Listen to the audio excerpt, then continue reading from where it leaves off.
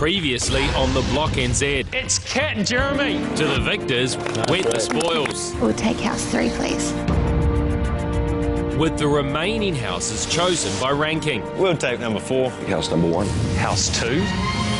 But Kat and Jeremy and Brooke and Mitch's decision to go with untouched houses meant they were faced with a mountain of work. We've got no rooms, we've got nothing that started. With the other two teams able to let their creativity run wild with Kids Room Week. The slide, the rock climbing wall will just make the room go boom.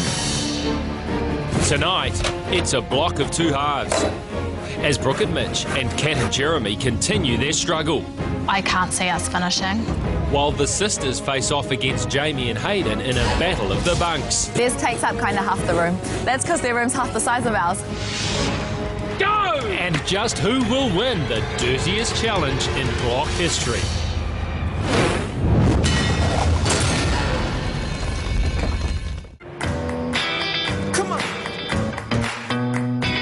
Early Tuesday evening, and the block is divided into 2 camps. Such a pain my skips moved, man, like it was right there. The haves and the have-nots. Jamie and Hayden in Villa 1 and Sarah and Manan in Villa 2 are essentially reversioning last week's guest bedrooms into this week's kids' rooms. You ready, mate? Right, let's go. Muscles your mother name. No, that's sexy, mate. No, that's me, mate. Inheriting complete rooms from former occupants means they have already passed their council inspections. This means Jamie and Hayden can focus more on the brief they've been given to produce a fun and stimulating kids' room. And they have high hopes this week with their central feature, a bunk bed complete with playground attachment. It's a tight fit, but when it's a tight fit, it's perfect, so. And up. This is pretty sick. Oh, this is awesome, mate. This is perfect. Great work today, Marty. Yeah. Thanks. One of our best features when the judges look at us is that we're unique and we're different. The parents are going to have to be like this in the wardrobe. It's not a parents' room, it's a kids' room. So I'm hoping that this just blows them away, because I can guarantee you every week there's going to be something that we do that nobody else would dare. I'm excited for the slide to be finished. Oh, so am I. Being unique or any thoughts of design direction are pretty far from the minds of our have-nots in houses 3 and 4. Kat and Jeremy and Brooke and Mitch, funnily enough, have not passed their council inspections due to damp timber framing. We're doing everything we can to try and get the moisture out of this room, so if that doesn't work, then yeah, that's pretty lame. Hey neighbour. Hey, bud. This is a sick room. Gonna keep the old ceiling? Yeah, we are. Gotta keep those judges happy though, eh? Yeah. We're saving the ceiling, but it just means styling-wise, it's going to be very simple. We think spending more money on the heritage and doing less styling is going to help us. Restoring the classic villa ceilings will take time, as we saw with Sarah and Manan last week. And until they pass the council inspections, it's something they simply can't deal with. Oh, so you guys failed also? Yeah, we didn't pass on these 2 walls, so we've had the heater on, cranking on these. All right, guys, I'll leave you to See it. ya. All right. Have a good night. Yeah. Bye. As Jeremy does the rounds collecting diesel for their heater, his partner in crime, Kat, is doing her own rounds. Hey, you snooper. Not snooping. What are you snooping on? See, I just thought I'd slip by and just... I'm so embarrassed. Do you want your money? In house number 1, Jamie and Hayden inherited Kat and Jeremy's winning guest room and made a deal on the prized Rhombus daybed. And with money tight after last week's budget blowout, Kat's doing her best debt collector impersonation. I love you, Kat. Hey, look, I'll even do it right now for you so that I don't forget. Kat is now officially the worst debt collector known to man. Oh, she's the cat collector. I'm just going to call her that from now on. Look forward to your next love letter, mate. That's my love letter, is it? Yeah, you can keep that frame there. I don't want your love letter. Pleasure doing business, guys. Yeah, congratulations All on sent. your daybed. Yeah, good. Great. See ya. With another debt instalment to collect and a mountain of work ahead, Kat is feeling sorry for herself. How'd it go? I'm so embarrassed. We're $800 richer, I guess, but I'm $800 poorer in my soul. You're doing it next week. Cry me a river, Kat. Oh dear. Knock, knock. Final house selection and the subsequent move happened yesterday for our teams, and although they were quick to mentally move into their new house, physically the job isn't quite over and done with. Carpet, tools and bits of furniture are strewn all over the houses. Teams need to collect their remaining items, which also present a great opportunity to snoop. Hello. Knock, knock. Is that a bed? I'm glad that your bed's quite high, because our bed's It's quite high. Oh, really? Yeah, I was like a bit worried that some wary parents might think that it's a bit dangerous. It's very interesting that they're going to go for the same bunk bed thing. Are you keeping the wardrobe like that? No, we're going to alter it a little bit. Villas 1 and 2 now know they have a battle of the bunks on their hands. Theirs takes up kind of half the room. Oh, wait, that's because their room's half the size of ours. Yeah. So we just came by to get the rest of our stuff. Awesome, guys. Go for gold. Yeah. Have a good night. You too. With each passing hour, the gap is widening, with Jamie and Hayden completing their stimulating Tetris block design features, or in Sarah and Banan's case, primer hitting the walls. Jeremy's just hauled down the roof. It was a little bit loud than we would have liked. Kat and Jeremy and Brooke and Mitch need to make a mountain of progress in the remaining 3.5 days they have until room reveal. They desperately need a victory and the $5K in cash that comes with it. Quiet as a mouse. And here's why. You see, each of the teams have $80,000 cash plus sponsor budget to complete this renovation. Kat and Jeremy have already spent $11,000 and Brooke and Mitch have spent $15,000. But the thing is, they have nothing to show for it because they left those houses behind. Essentially, they have less money and more house to renovate. And to make matters worse, the other two teams have gained from the situation.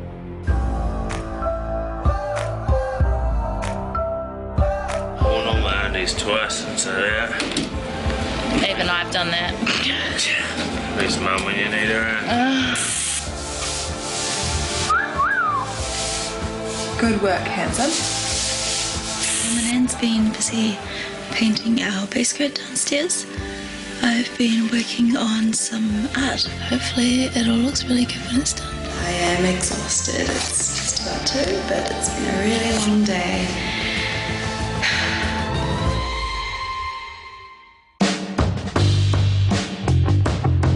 You're on the Rock. Good morning. It is the Morning Rumble. We've had some great temperatures, some very hot temperatures, but it is absolutely freezing this morning. They must be blue with cold on the block today. Anyone else out of bed yet? We've got to chill out this morning. Jeffrey, stop. Wednesday morning, and Jamie and Hayden are awaiting news in house number 1. Yesterday, Pete raised safety concerns around potential height dangers with their ambitious bunk bed / playground.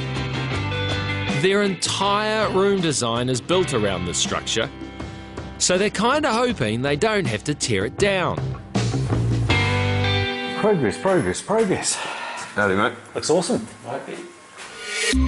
Slide? It is a slide, eh?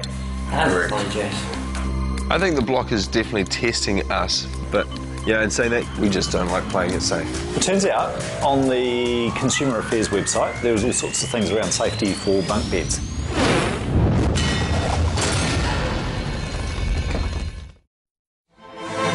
At one end of the block, in house number 1, progress has been fast and furious for Jamie and Hayden.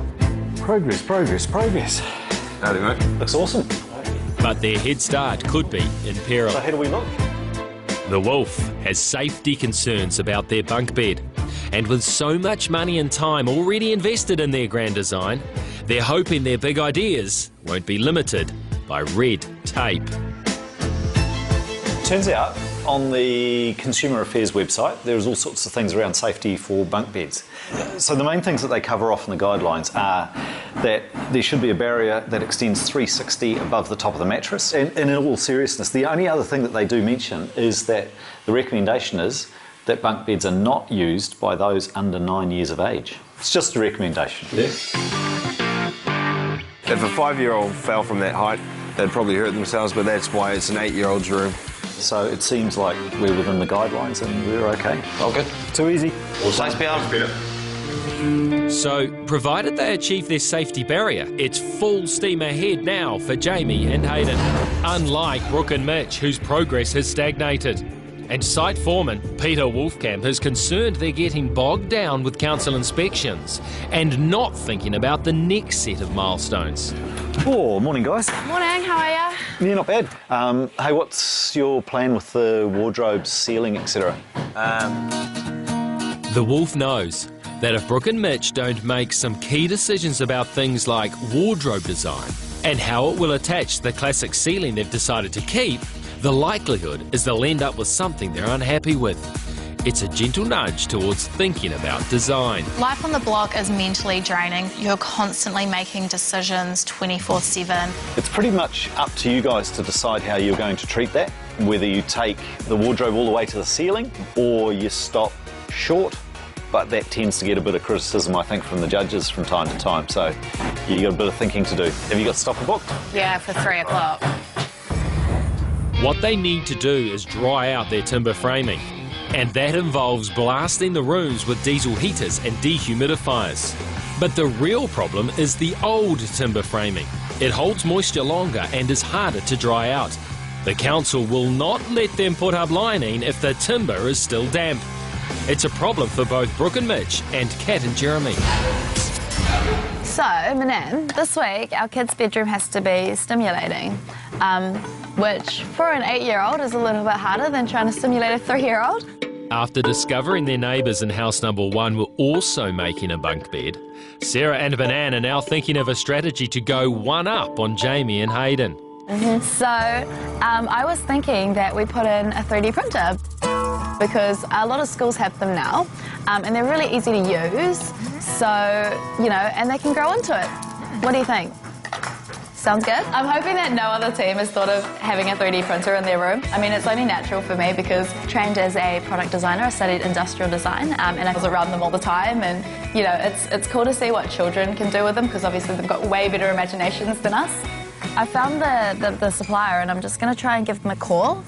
How much does that cost? Hopefully under $1,000. Thank you for calling 3D Printing Systems. Morning, you're speaking to Bruce. Hey Bruce, my name's Sarah and I'm wanting to put in one of the up printers into my kid's bedroom. So at the beginning of the week, we're thinking that we can save money this week because it's a kid's room. We can smash it out for $3,500. But as we have our builders in and we start to purchase scotia and skirting boards for the guest bedroom as well, our budget is quickly getting out of control. And then I have the thought that, you know, we'll put in a 3D printer. It's really stimulating, you know, it's fun, it's great for kids, it's great for learning. And I'm hoping that maybe the judges will pick up on it. Well, the cheapest one we've got is a Up Mini 3D printer. So I can do a special deal on that. A special deal would be fantastic. So I could probably do it for $7.99 plus GST. $7.99 plus GST, that sounds good. It's a $700 bet that might come back to bite them in this competition. But then for Sarah, there's more things at stake than just this competition. Winning would change our lives incredibly. I've obviously trained in design and I'd like to work in design, so hopefully people can see that I'm, you know, got something there and will hopefully get me a job. I got the thumbs up. Hey, thanks so much, Bruce. Yes, high five. There we go.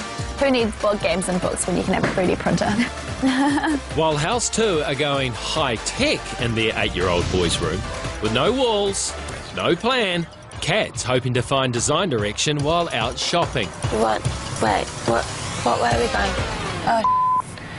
I might just go this way, I'm too scared. But maybe she needs driving directions too. This place again. Just done a big bloomin' loop. Pardon me again.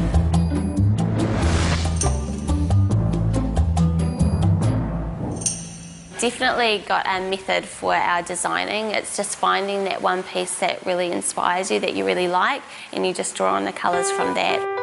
She took the same approach last week and took out the room. Could this be a winning formula? We're doing a kids' room this week. So you have a print like that and there's another boy one. We found these 2 prints and they work perfect. Here she is. And the colours in there are really cool, so we're going to try and incorporate them into the room too. And how can you print them any size? Yeah. For this bedroom we want a really cosy, nice, soft, playful area. I'm going to get the colours from the 2 pieces of art that we have chosen.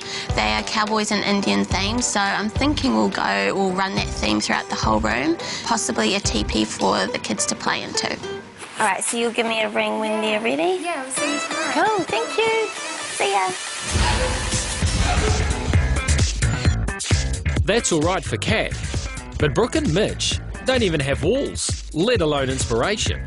So Brooks hit the shops in search of items to meet the judges' fun and stimulating design brief. But bunks aren't on her shopping list. I don't want to do any inbuilt, massive, crazy creations because I think on auction night that'll really detract from the buyer. I just caught my eye. Yeah. Yeah, That's cool. That would work. Should we try it on the bed and pull it all together? That'd be awesome.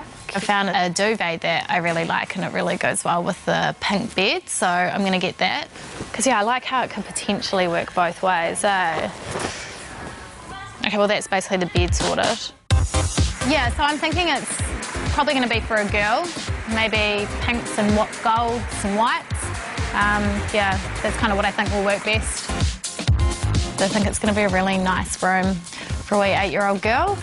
Just let's hope that we actually finish the room to be able to put the furniture in it. Brooke's dreams of progress may be about to be answered with the arrival of the council inspector for Villas 3 and 4's pre-line inspection.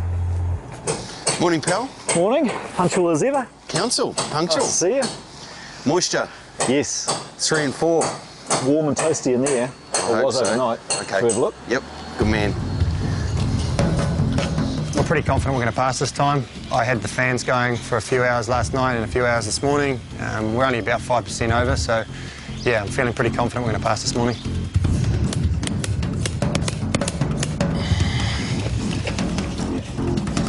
Here we go, here we go, here we go, here we go, here we go. Oh, so that's a 22.5, so that's a fail. Still too wet. You need to, did you dehumidify it? No. Yeah, that's what I've said. You need to heat this up during the day with ventilation and then at night run the dehumidifier so it soaks the moisture out of the air. We just thought a heater would have been enough and opening the window. Yeah, we got that wrong. So I'll be back this afternoon about 2. So open the windows, crank some heat. Yeah. Okay. Just a bummer not to have that sort of stage completed and we just can't move on yet. Fingers crossed, Brooke and Mitch have better luck. If we fail this inspection, we're looking at probably 72 hours worth of no sleep. 22.5. That's what it was yesterday afternoon. It's just that old timber, eh? It's hard. Okay. Now that I've got no windows. No, it's cool because ventilation helps with the heat. Yeah, right, yeah. We need the window guy to be in here. We need the sparkies to do their wiring still. Just crank that heat and then I'll be back Savo. Okay, Okay, bro. It's a bit of a hard task. We've got 4 hours. So I'll pull the spats out and get the heater back in here. Leave it on for 4 hours. Hopefully don't run out of diesel. But hey, you can only try. It just needs to be jibbed this afternoon. So if we fail the inspection in the afternoon, our whole week is really just a big mess. Rather than standing around watching wood dry, I figure now is a great time to get the teams out to Woodhill Forest for a challenge that will forever be remembered as the dirtiest contest in blog history. Hello everyone, how are you? Morning, mate. Morning up. Well, we're into the second week, but there's still a long way to go before we reach that finish line on auction night. If you want to last the distance, you need skill, you need precision, but most of all, you'll need stamina. What you need to be is block fit. I can say I definitely do not want to be doing this challenge today. You know, I look around and I see the mud and I see the puddles and I just think it's not going to be good. I don't usually roll around in mud. I'm kind of excited for that part. It's just a little bit of mud, there's some DIY, and an incy-wincy bit of pain and suffering. So, just like life on the block, isn't it? What you see in front of you is the ultimate block fitness course. And it truly is a masterpiece. Just look at it. You'll start off by running straight into the first of many mud pits. Go underneath and over the posts, unscrew one and take it with you. You'll then have to crawl under the net, balance along the beam, which is wobbly, slide under and remove the boards, make your way through those ropes, run around the mark, build a target and a base, set it in concrete, and then shoot it with a paintball gun.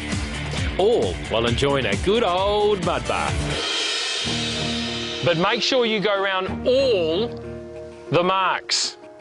The first team to collect the materials, haul them through the course, construct the target and shoot their target with a paintball gun will win a Maiko Bathrooms upgrade to the value of $10,000. Wow.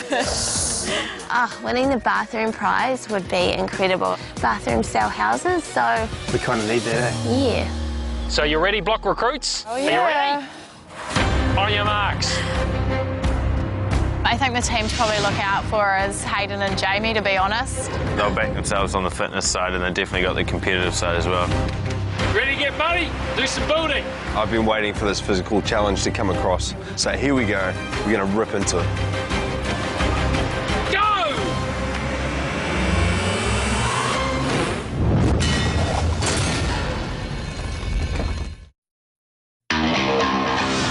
I've gathered the teams at Woodhill for an obstacle course of epic muddy proportions. With a bit of DIY thrown in and some paintball guns too.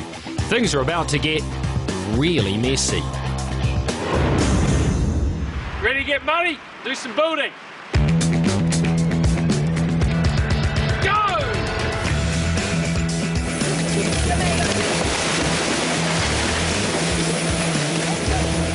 It's a bit of a crowded start line, so bodies everywhere. In literally 2 seconds, I'm second to last. Mitch has fallen over and I'm running past him and he's kind of like lying on his back. Yeah, we had a bit of a lead, which is good. I couldn't really see where anyone else was.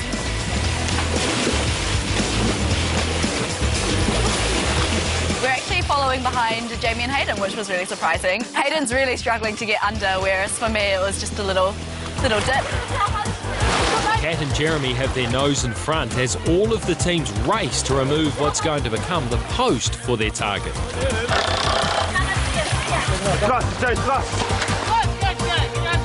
Kat and Jeremy had an amazing start. I think the bit that really made up for it was, Mitch was really fast on the tools and he just sort of went straight into it.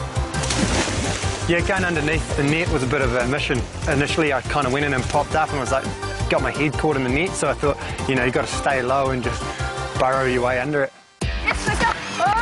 We're still fourth, but pretty close. Absolutely hot on the tails of Hayden and Jamie. I'm loving getting in the mud and swimming through it and going under things and over things. I'm really enjoying it. I thought that it would be even more difficult with the timber through the mud, but I very quickly find that the timber will float, so I'm just telling Manan to go through, and I'm just pushing the timber towards her while it's floating on the top of the mud. Going across the pole was a bit sketchy. It was a lot more unstable than I thought it was going to be. I only just made it. A couple more steps and I probably would have fallen off. Pressure is on for 3 of the teams who are racing neck and neck on an increasingly muddy and unstable balancing beam. Jamie's scooting off ahead and I'm glad. However, I was hoping to have the post in my hands to walk over the balance beam. Hayden's really struggling on the beam. I was worried the beam was going to snap.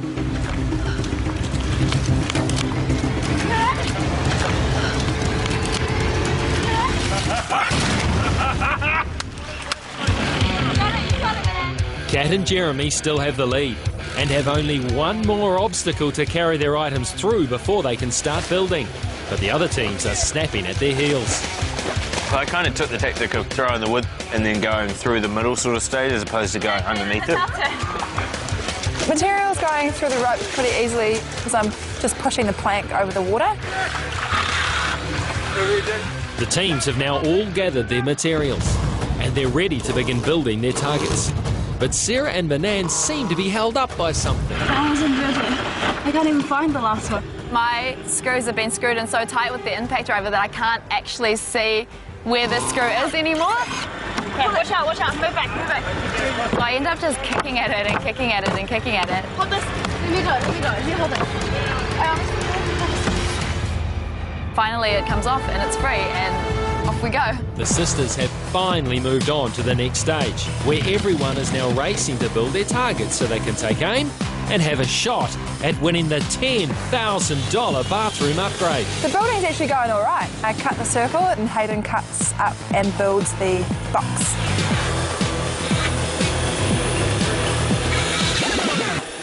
I didn't have the saw set to the correct depth because I just rushed it, so it made it hard for me to cut that box piece out. We really want to stamp our mark, and challenges are the way to do that, so we're definitely feeling the pressure. Everyone's sort of breathing down everyone's neck. Everything was covered in mud. The screws are covered in mud, your hands are covered in mud, the tools are covered in mud, and your mind is just racing at the same time. I find a little opportunity to make up time in not building a bottom to our box because it's got a plank to be placed on. So I do the outline of the square, screw it together really quick, and all of a sudden we've gone from almost last to first. Yeah. With the final screws going in the box base, it's now a frantic scramble to be the first team to get their target in place.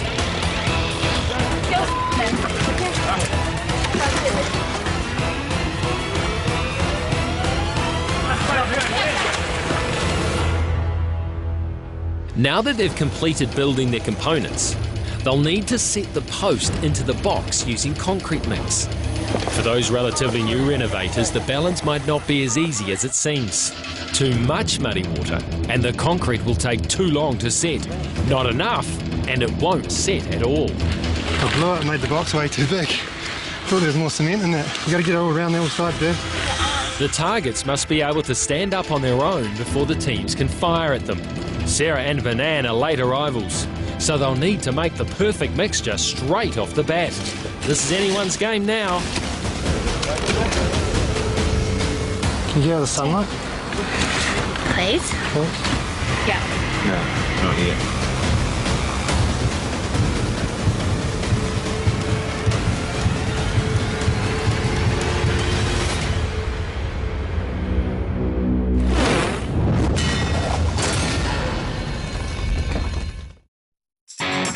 The teams have all completed the muddiest part of the block fitness course. It hasn't all been smooth sailing. In fact, there's been a fair amount of falling. But they've all built the target, and now they're ironically stuck in the mud while they wait for their concrete mixtures to set so they can move on to the next stage, where the first team to both successfully hit the target with their paintball gun will win a bathroom upgrade worth $10,000. Hey, we'll try that.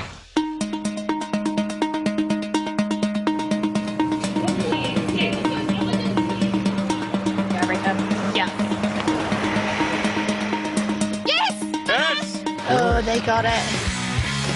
Brooke and Mitch have snagged the lead. To win, they'll both need to hit their target.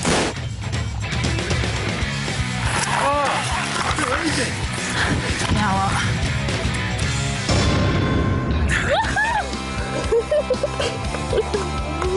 Got it. That's right. All right, this battle might be won, but I know you're all dying to have a crack at the target. So let's see how the rest of you rank.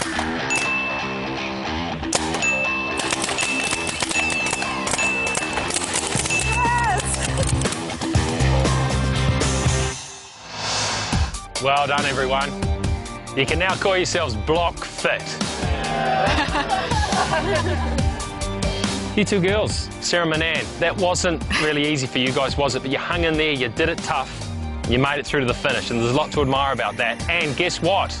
You didn't come last. Oh, what? No.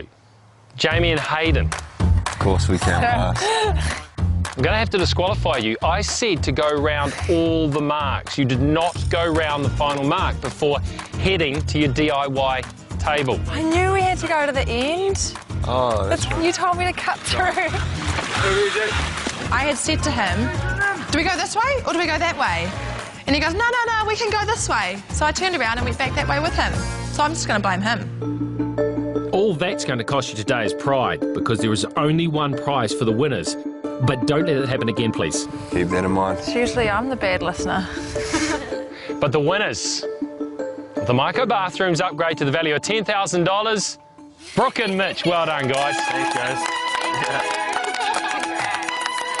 100% worth every second. Yeah, it was the mud, the dirt, everything. I'm just so happy. Right, hose yourselves down. Get back on those Hondas of yours. Don't want to make them dirty. Get back to the block. Brooke and Mitch are just taking out the challenges at the moment. They're definitely ones to watch when it's challenge time. If I hadn't slipped on the balance beam and if I had paid closer attention to detail, I reckon we might have won. Yeah, I don't know how we won that one. I don't know how we won it either. Maybe we're a bit more athletic than they will give us credit for, though. There's no time to rest and barely enough time to shower off the mud for houses 3 and 4. We've got to pull these all out again. They're under pressure to get their rooms dry enough before the council inspector returns in the afternoon. And super competitive Jamie and Hayden said has an opportunity to fight back after their challenge disqualification. House 3 and 4 have come into moisture issues. It's a leveller, it's a game, it's a competition. So bed going to be done today, Marty? Yeah, most of it. Hopefully, we might pick them back. You might win something. No, there's no might. We will win this week. Choo-choo! They might be behind, but Kat hasn't given up. Picking out colours for our little boys' room. Came outside to check the colours in the natural daylight because they look totally different. We are just going for a really nice, peaceful, relaxing child's room that will have a lot of space for them to play, do their homework, you know, just somewhere that they can chill out. What do you reckon about that? That would be quite nice. With our organic approach to styling and dressing the room, these things kind of just happen all at the end, as long as we get the fundamentals up in there, so then I think we'll be fine. Walls or not, Kat still has her heart set on painting tonight. And she's not the only one. Nah, that's all right. No, that's fine. Brookie. Hi. Hey. How are you? Real on top of the world, eh? Bit of a bugger about our pre-line. Such a bugger. Hope to the dry wood heavens that the wood dries. It definitely is an emotional roller coaster this week. I think also, given the fact that we don't have a finished room and that house kind of eats at the back of your mind. I think this is going to be a week, eh? It's just one of those weeks where it just goes down. Oh, please let us pass our pre-line. One big design hurdle remaining for Sarah and Banan is their choice of colour. And after last week's disaster of a decision, they don't want to make the same mistake twice. So nervous about using colour again, because this week it's all on me. I'm thinking probably like a grey-blue, like these two, or a tiny bit of that, but not quite these top two. So I don't make up my mind on paint colour, but I've got in 10 litres of a colour that might work, and worst comes to worst, I'll just retint it. Banan can't make up her mind, and neither can the weather, which is far from ideal for teams trying to dry out damp timber framing, as if this day hadn't been muddy enough already. So the rain's coming inside here, so we're just going to get outside and building paper it. So jump out there in the rain. So it's been raining for about 15 minutes now, and hopefully it's not going to impair chances of passing this inspection this afternoon. We'll hold the inspector off as long as I can, but it's one of those things you've got to start thinking about planning your whole week. It doesn't get any easier. These are relatively small rooms. Yeah. So if you think these are hard work, it ain't getting easier.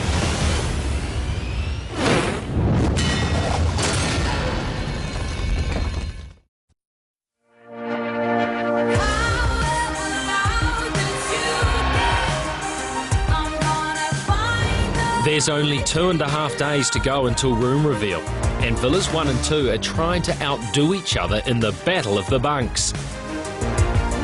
But there's someone suspicious lurking between these two villas, and he's dressed kind of funny. What's so funny? Seriously, Martin. Here's the best time for everything.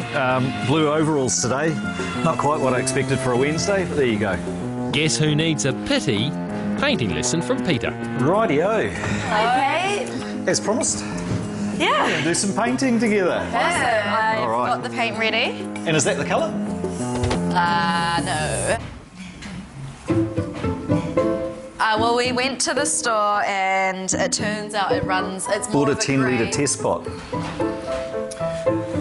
It's not unkind to say that the girls are struggling. But if they want Pete's help, it's now or never. So do you have any paint that we can put on the wall here now? Well, we could put it on the wall and then... Okay.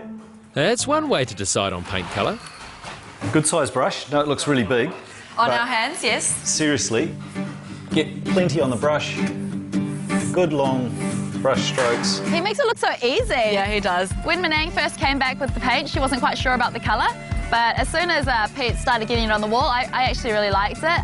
Now, we haven't painted our architraves yet, but normally That's okay. would we mask Typically, it? architraves are last. Picking paints is a lot harder than I thought. Painting is a lot harder than I thought. Also, being on the block is a lot harder than I thought.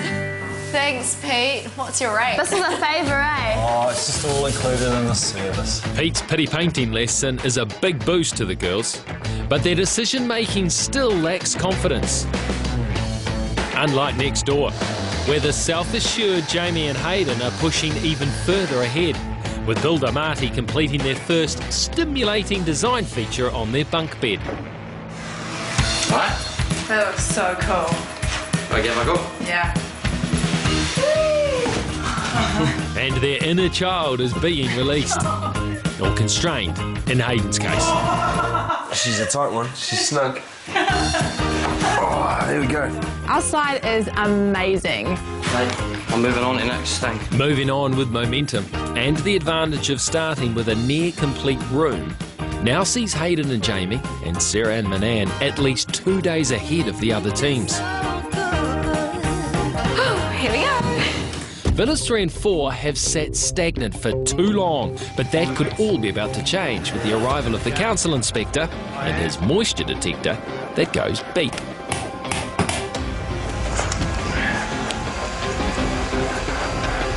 Confident? Optimistically. I'm happy. 18 point. It's floating between 2 and 1, so we'll call it 18.1. Yeah, sounds All good right. to me. So stoked that we passed that one, and he's even said that he'll stick around and we might even be able to get a post line done today. So if that's the case, we're back on track, and I'll be painting this afternoon, hopefully. Brooke and Mitch now have their shot. Team? You're early. I know. Hey, we could need that out. The building inspector tells us he's coming back at 2 o'clock, and then he pokes his head in at 1 o'clock, and to add insult to injury, he's early when we're trying to dry out this framework.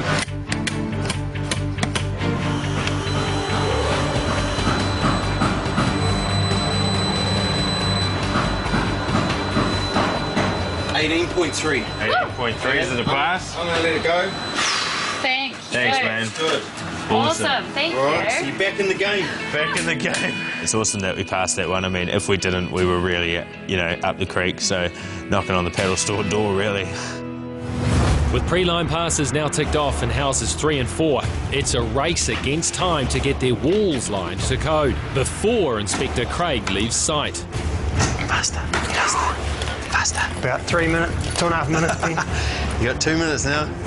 The boys are rushing around frantically trying to screw this jib up. We've got Peter and Craig there, which is always a bit daunting when people are watching you over your shoulder. Jeremy's doing his best to push on through, but for some strange reason, Brooke and Mitch have decided to go shopping and leave their tradies to it. Take your shoes and socks off. Get your toes in there. Get the toes in, Mitch. I don't know about the socks. Won't clear the room. Oh, that feels amazing. What's it like? Oh, you could get a bit of moonwalk action going on that one. Bit of a boogie. Chuck us a hammer. For every dance step Mitch takes, Jeremy takes one more step towards passing Postline. Boogie in the lounge, you reckon? I reckon. Yeah. Does it fit, Craig?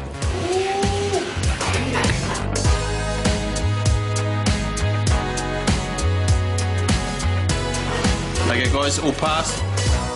Stoked that we can move on from this because it was sort of dragging out a bit there.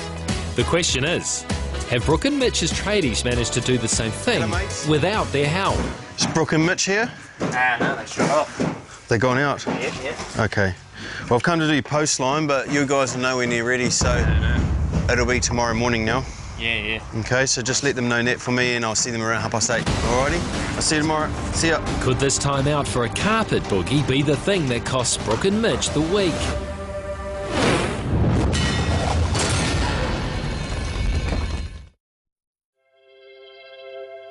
We've gotta keep this dream alive. We've gotta keep this dream alive. With less than 3 days to go until room reveal, the teams are all at completely different levels of progress with their kids' bedrooms. We've got all the base coats on the ceiling. We've got the first base coat or primer coat on the walls. We were always the dreamers. Hayden is adding yet another stimulating feature to their room in the form of a magnetic chalkboard, with the added bonus of keeping with their black and white theme. Obviously not having to do pre-line inspection makes things a lot easier. Sarah and Manan have their first coat of paint on. We could be finished by tomorrow, and it won't even be a late night. And since passing pre- and post-line council inspections, Kat and Jeremy are closing the gap, with stopping now close to complete. We have walls. Oh, this is so good. I did not think we were going to pass. We're back on track again.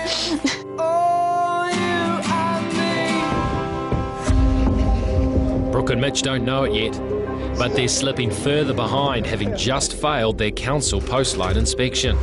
Yes, just push against the top and we'll lift it up. Take that bad boy. Blissfully unaware of this fact, they're out picking carpet. Yeah, it does feel good, eh? I'm really happy with We that. lock it in. Lock it in. Lock it in. Sorted. Nice work. Yeah. Awesome. Thank you. It took a while for us to pick our carpet colour. We've gone for a dark grey, and yeah, we're really stoked with the decision. Picking carpet is a key decision and one that will help them move forward. However, the block is also about timing, knowing when both team members should depart and when one should stay. You always have self-doubt because you're not sure whether what you're doing is the right thing for the judges or for your end goal, or whether the other person in your team is going to like the idea that you're putting in. Back at the block, our pint-sized duo continue their counter-attack on Jamie and Hayden's bunk bed. And with their new builders by their side, their very own mega-structure has arisen, fortunately within council guidelines.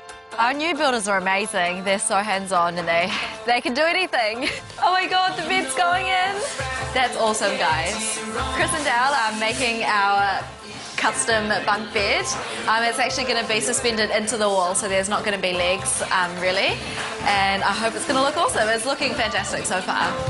I'm loving having space to actually do things like having a custom bed. I mean, in that other room it would have been quite cramped. I was quite surprised that Jamie and Hayden were going for it. 160 and I'm 158 and a half. Wow. Watch out, Marty. We've got carpenters too. But right now, Jamie, Hayden and Marty need to be watching out for the wolf. He's back with more questions about safety. In a sense, right? That was the height that you could fall from before. Now, if you do horizontals here, that becomes the height that someone who could climb to the top would then fall from.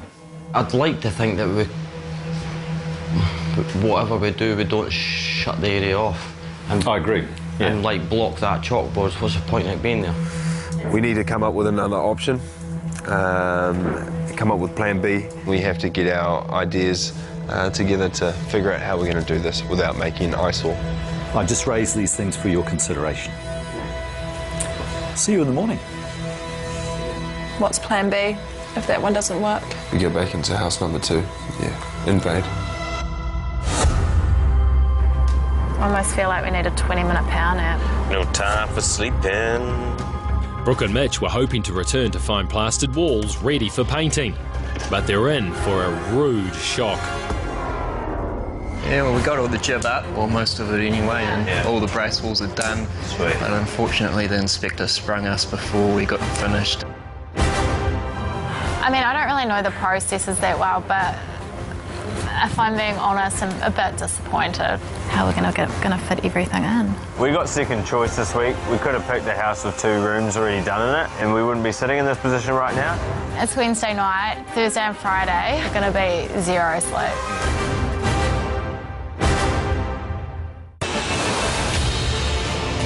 Tomorrow at 7:30. That looks epic. The divergence between the teams gets ever wider. We've got heaps to do. So new tactics are employed. So I hear that Mitch is upstairs sleeping. I don't know that I've ever met anyone who sleeps on a weekday in the afternoon on the block. And Sarah and Banan have questions that need answers. I'm closing the door. What's in there? Just a Scottish builder right now. It's just not the truth.